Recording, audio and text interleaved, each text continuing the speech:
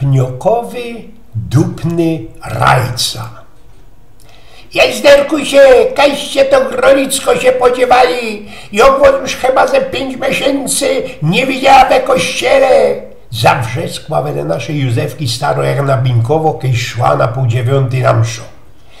A no, oni wiedzą, pojechała do cerkwi w Niemcach na tydzień skorzy tego naszego oszkliwego welunku na rajców, prezydentów i kogo tam jeszcze. Niech odejdzie, ja? Z kuli welunku?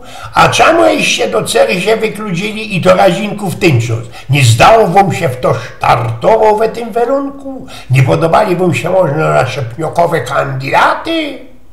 O, nie w których to na isto miałach pełno żyć. No, chyba nie tego naszego briefträgera dyrektora, na wieki wieków amen pniokowego rajce? Spytał opaternie, bo tyż tego dioseckiego ochyntola nie miał jak blangrot. Grolicko, sumaj się już na do maja, przystąpiła konom byrbla od moronki w rózej kamratkom Krystom ze pierwszego sztoku. Już się tropiła, bo wiele się sam u nas na pniokach zwekslowało. A wiecie o tym, że endlich nie dostał się już za rajce do Rady Miejskiej, ten stopieroński Angeber, ten na wieki wieków amen, rajca briefträger?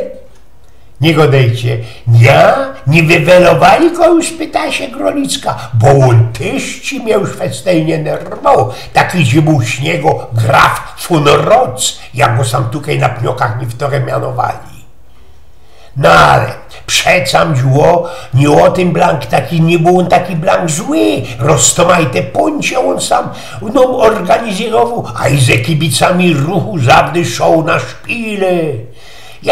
I niósł na przodku krzyż, choby na pójść do piekła, a nie skorzy to te jego kibice poradzili się prać między sobą i obalać wszystko, na co drogą natrafili. Wstyrknął się do gotki Jorgo od Pelcyny. A cóż wy tak baby fort jednym cięgiem na niego wajocie, odzwała się Krista. Przeca on był naisto dobry katolik, prawda? Taki dobry katolik, i że kiemu pizło Abrahama, to Zarocki zwekslował swoja 50-letnia babeczka na 2 25. Bo nie mu było zadować się ze taką starą mamzelą do ciepła Binkowo.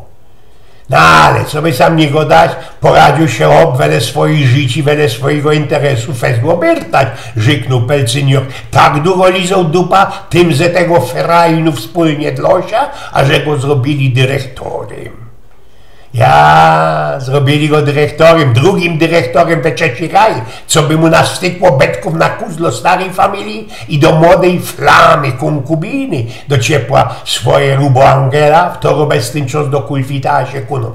A spasci się przybrał on choby kormnik.